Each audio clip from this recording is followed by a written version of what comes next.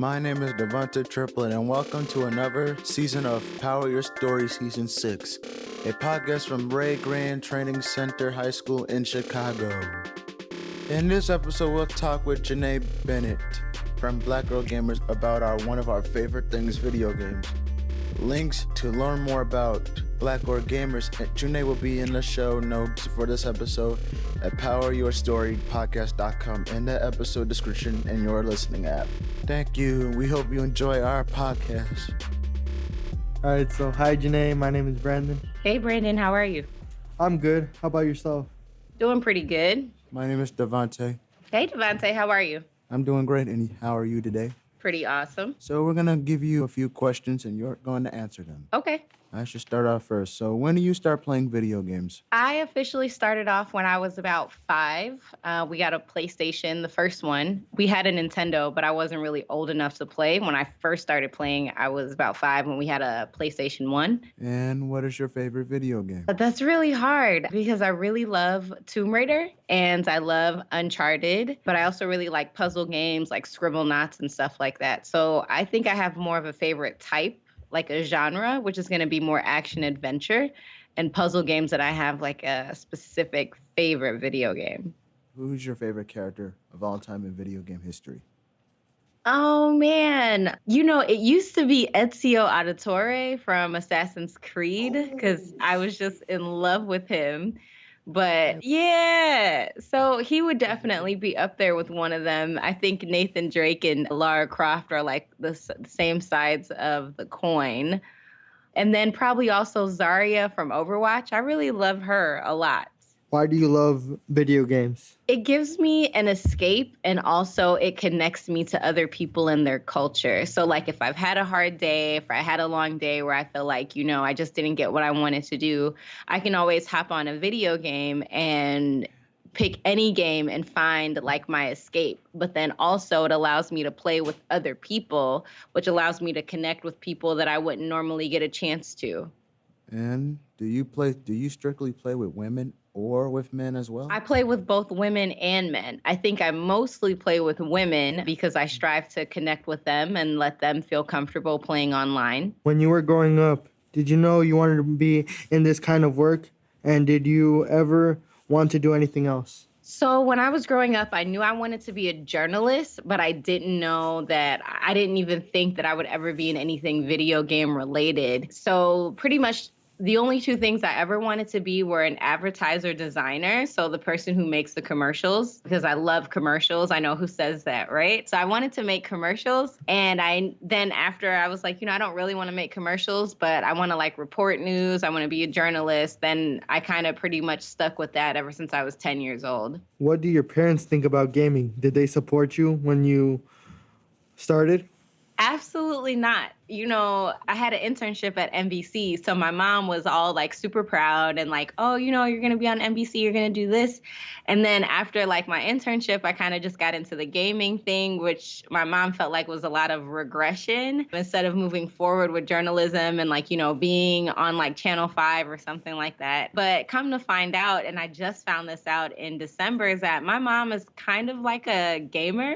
She told me that she used to play a lot of Mario with my dad, like Mario and Pac-Man and stuff like that. So overall, she loves gaming, and now she's coming to understand what it is. But in the beginning, she was not here for it at all. So let's talk about Overwatch because it's one of our favorite games right now, and Apex Legends. In Overwatch, what type do you like to play best? Oh, I'm a tank.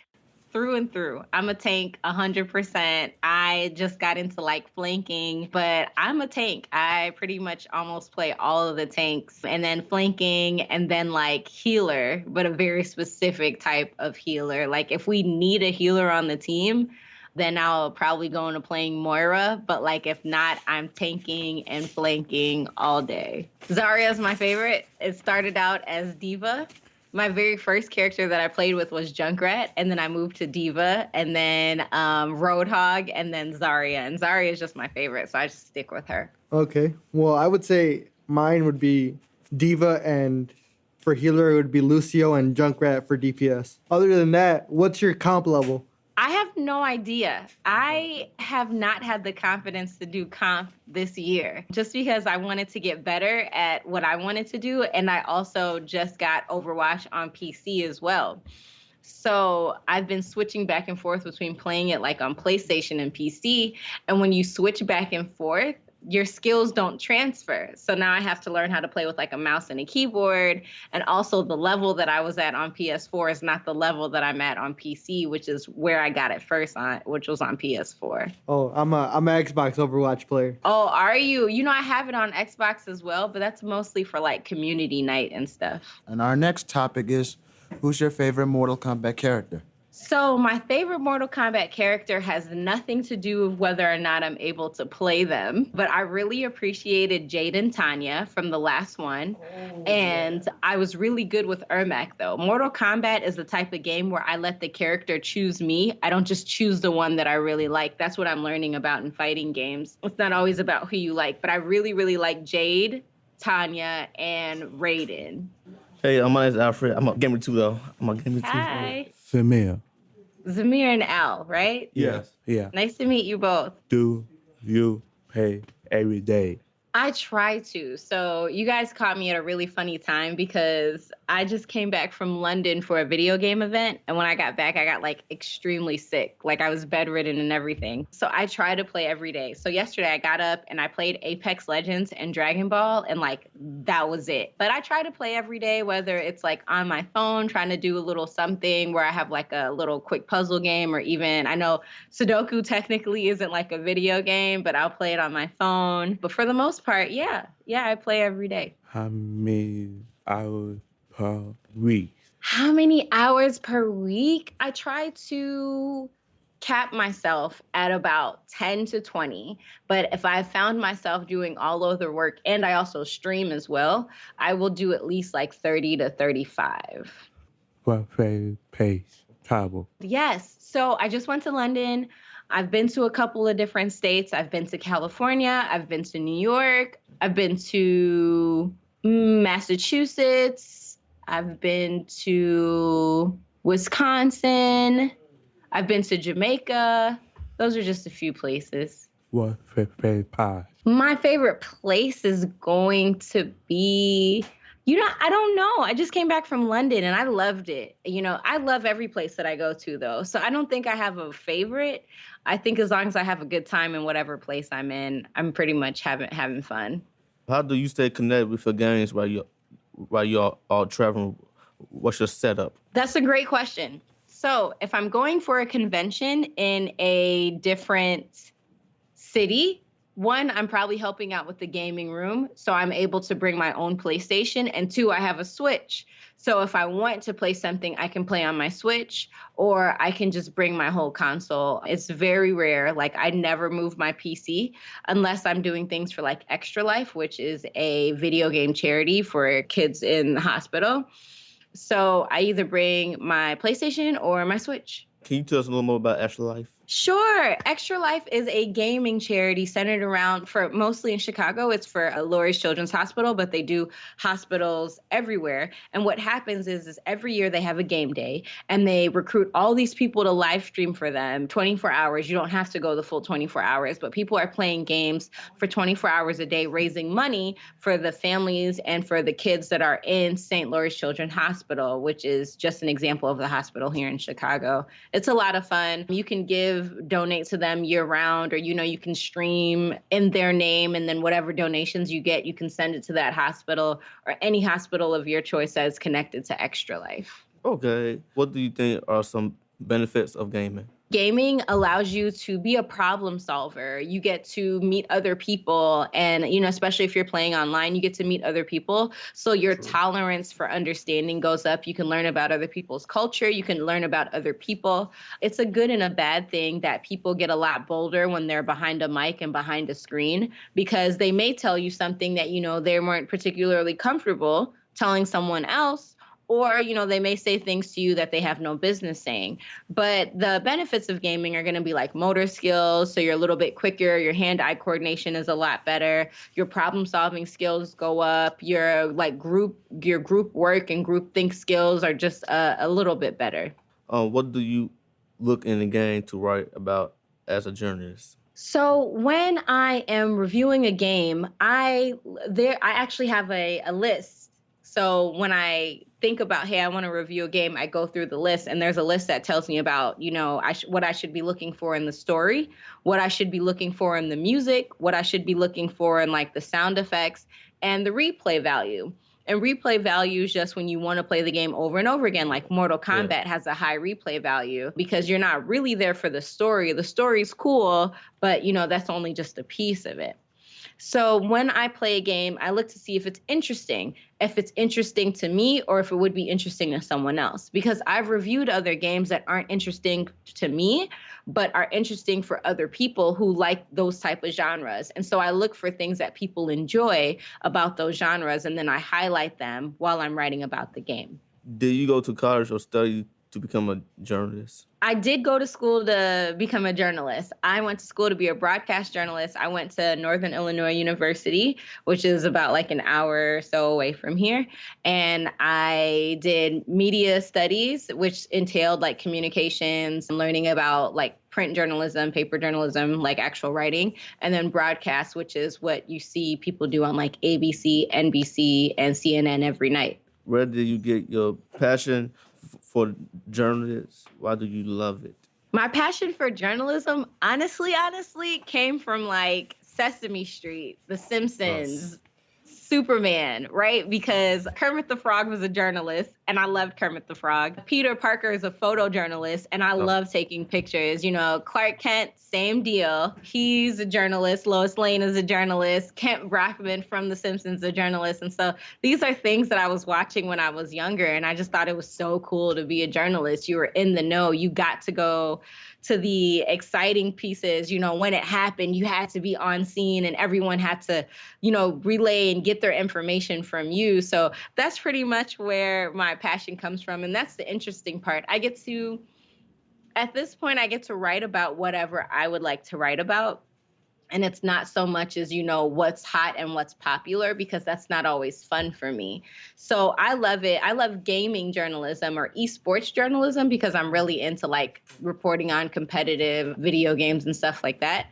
Is I get to talk to players and I get to ask them about them. It's not always just about scores and did you win and how well did you do, because you can always watch the replay for that. You don't need me. I can recap it for you, which would take up less time. But I really like talking to them and being like, okay, well, how did you feel going into this match? What does this mean for the people back home who support you? What are you trying to do further in the community, to allow people to follow your path? What's your favorite character on Apex Legends? What's your favorite character? Bangalore. As of right now, it's Bangalore, and I think Pathfinder. Isn't he the robot? I'm testing him out. Hello, my name is Justice. Hi, Justice. Nice to meet you. Hello, my name is Kiana. Nice to meet you. Hi, Kiana. Nice to meet you. Okay, what is your opinion about violence in video games, exactly shooting games? Does it cause gamers to be more violent, or is it more of a stress release? My opinion on violence in video games is that there's going to be some, right? I don't think there's any way to avoid it, but there are video games that don't have violence. I know for me that my stress release sometimes is coming home and playing Overwatch, which is technically violent, but it's more of a teamwork. And it's only a stress release if I win. If I lose, it's not a stress release because I'm just as frustrated as before that nothing is going right. This is the one thing that I want to go right. So I don't know if it's so much about violence as it is about being okay, I want everything to move smoothly. And for a long time, the meta or the norm for video games have been, team kills, team plays, centered around guns. Even Overwatch has a capture the flag mode, where you know about capture the flag, but you're shooting people, right? You're shooting people and then letting them respawn. So I definitely think capture the flag can be a bit of a stress release, but I'm not a super fan of all of the violence. I know one of my least favorite, which is everybody's favorite, is Grand Theft Auto. I think that's a little bit too violent. It's not until someone explained to me that hey, video games are kind of like a representation of what people have been going through, kind of like music, right? That's why it's a big deal, why, there should be a good amount of representation for Black, brown, and all types of people in video games so that we can all feel included. And someone had to tell me, I resonate with GTA or Grand Theft Auto because that's things that I was used to seeing. And I wasn't used to seeing that at all. So to me, I was like, this is too much. This is absolutely too much. So violence in video games can't be avoided, kind of like the movies. You're going to have some. But I don't agree with it and I don't disagree with it. I know that's not really a good answer. I think it's unavoidable. Some games like Assassin's Creed, where it's kind of teaching you history, but putting a spin on it, because not all of it's true. Of course, there weren't a League of Assassins, but you're going around killing people, but you're also killing people who are being detrimental to the rise of the Roman Empire. You're killing people in the Roman Empire and things of that nature. So it's necessary at some points, but it's not always a good thing. Yeah, it goes 50-50. Why is Black Girl Gamer important? Black Girl Gamers is important because it does just exactly what I was talking about. It creates more representation and more visibility of this is who your audience is. I didn't create Black Girl Gamers. I'm just a part of the elite team. I'm mostly into esports. It was created back in, I want to say, it was either 2017 or 2016. I think maybe it's more of 2016. And it's important because it gives visibility to say there are a lot of Black women who play video games, but yet we don't see ourselves in video games. And it's unacceptable because we're spending our money to buy your product that doesn't reflect us at all. Yeah, mostly I see males. No offense, mostly I see males. I'm sorry. Yeah, but it's not mostly males who play. It's not mostly males who buy video games or any of that. Okay, what kind of awareness or message you hope to share? Black Girl Gamers hopes to share that, diversity is needed within video games and esports in any capacity within the gaming industry, within the tech industry, within the movie industry. We just want to show you that we are here and we need to start seeing more of us.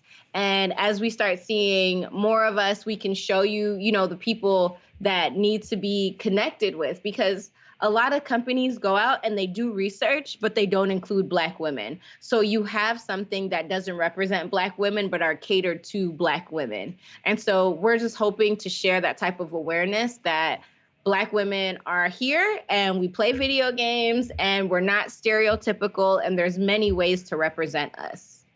You sent out a good message. Thank you. You're welcome. Hi, my name is Kiana. My question is, what are your plans for the future for yourself and where do you see Black Girl Gamers in the future? So the plans for the future for myself, I am currently creating a portfolio for UX design, which is user interface. So what that is when you open up your phone and how it looks. I'm learning how to be a designer for mobile apps and web applications and everything like that.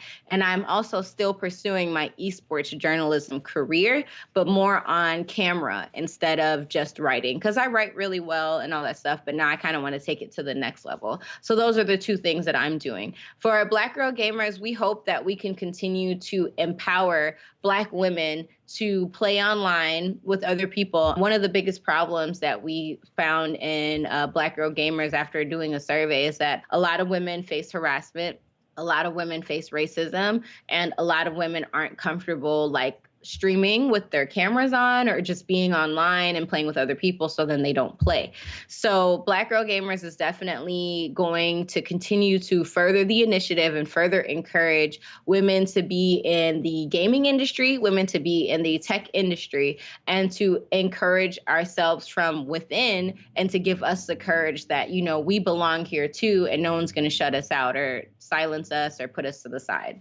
How can we learn more and become a part of Black Girl Gamers? So we're pretty much everywhere, right? So we are on Facebook, and the Facebook group is only open to Black Girl Gamers.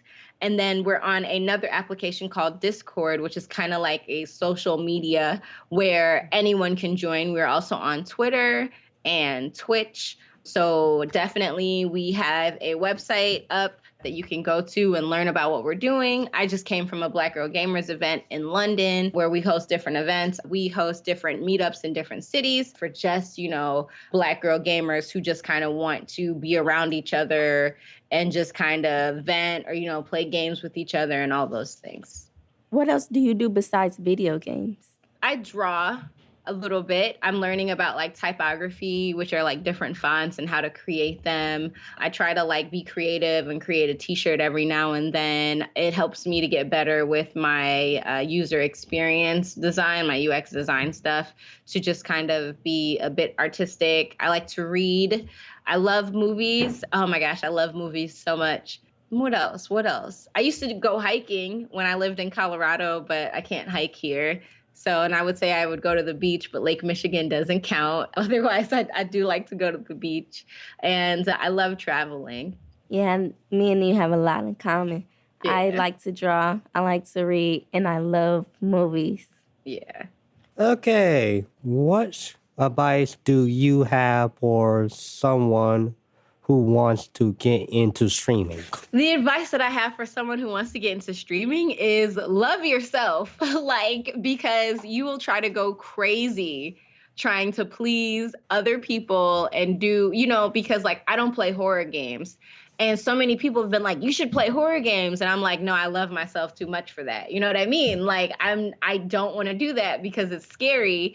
And I'm not here for you laughing at me. I'm here for you laughing at me, but not in the capacity of me playing a horror game and getting freaked out. And then I can't sleep at night and, you're sleeping just fine. So it's a lot of time and commitment. It's dedication. It's really consistency. Even if you do it for 2 hours a week or 2 hours a day, play stuff that you like. Don't just play things because they're hot. So play something that you like. Find an indie game. Find a regular game. Even if it's an older game, but you like it, the fact that you're enjoying it, people will enjoy you enjoying it. For example, I'm not a huge fan of The Sims, but when people I like are playing The Sims, I will watch it because it's funny. They're funny. Their stories are entertaining. It doesn't have anything to do with me actually liking the game. I just like watching that person have fun. Junae, me and you got something in common with horror games. Yeah. I don't like them. No, it's too scary.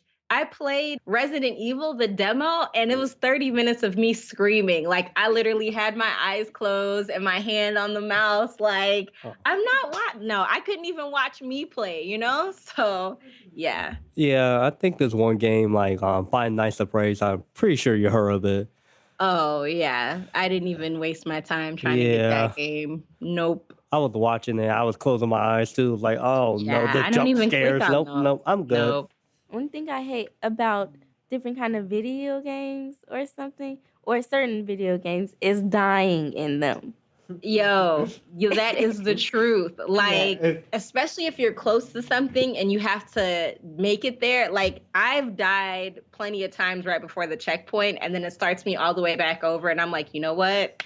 I'm just going to put this down and I'm going to leave it for a few days and then I'm going to come back to it because I really be in here trying to not break my controllers. Dying is so frustrating. Yeah, I was so close. Yeah. All right. I got a few questions. This is regarding for female video game characters. So I've always been a fan of a lot of female video game characters, whether it's Samus or Lara Croft. What kind of quality you like to see in more female characters, whether it's Black, Mexican, or anything else, for diversity or just personality-wise? What kind of quality you want to see them? I would like to see them be more clothed. If we're being honest, I would like them to wear a lot more clothes. Yes.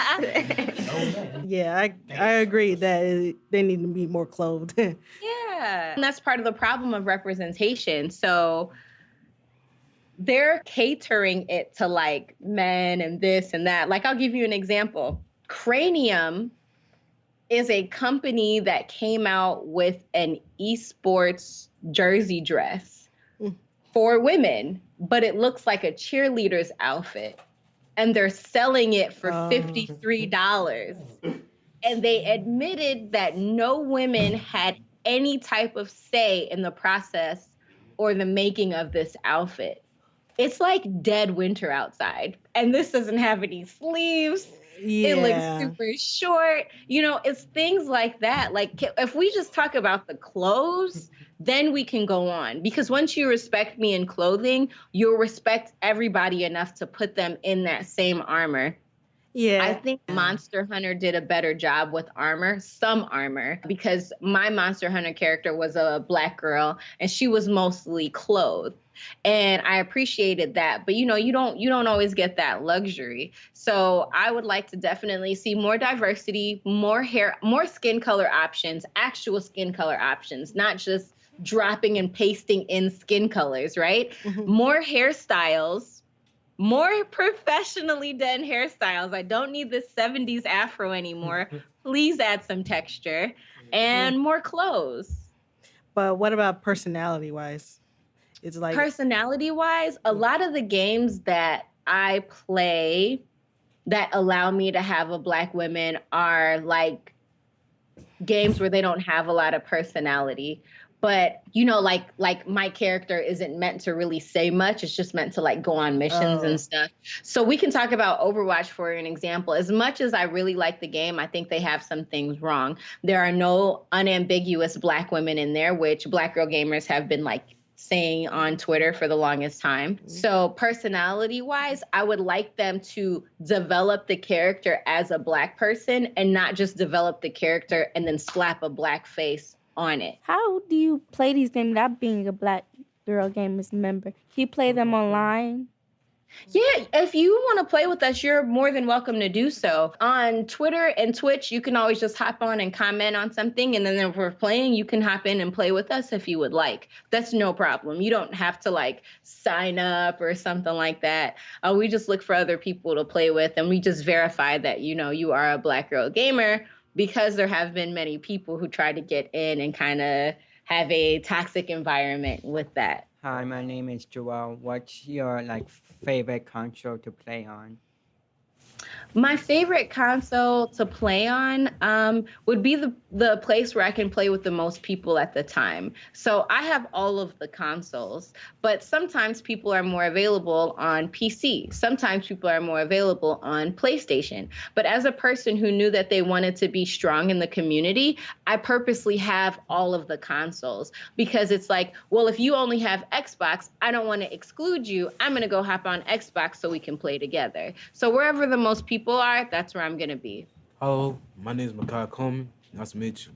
Hi, nice to meet you, Makai. Do you get money from Twitch? Yes, I do. I'm a Twitch affiliate. So what happens is when people come by, they can subscribe to my channel, and then I get like monthly from them, or people can donate. So like say I'm playing a game and I do something really funny and you're like, all right, I'll give you $5, or say, hey, I'm saving up to go to this huge tournament, and I can fundraise and do stuff like that. So yes, I do. Very minimal. I'm not living off of it by any means. Some people are, but that's a rarity. That's a very rarity where people are solely and living comfortably off of Twitch. Like, I've not seen anyone buy a house from Twitch. I've seen people live in their apartment off of Twitch, but never buy a house or a car or fully support their family. I got a question though. How to make Twitch as money though? How to make one account though, so I can broadcast streams and stuff. You don't have to be a Twitch affiliate to make money. People can just donate to you as you're playing, right? You can ask for donations, you can ask for those things. And then on Twitch, they have requirements that you meet to become an affiliate. And as you do that, then people are able to subscribe to you. But, it's no different than anything that you could do like on Mixer, which is another streaming platform, or I know what it is, Caffeine, I got that. or YouTube, or Facebook. So, yeah. I'm a gamer as well. I play more female characters. Not so much male characters. I do a little bit, mostly the female characters. Question, do you like to play more female characters or to the male characters?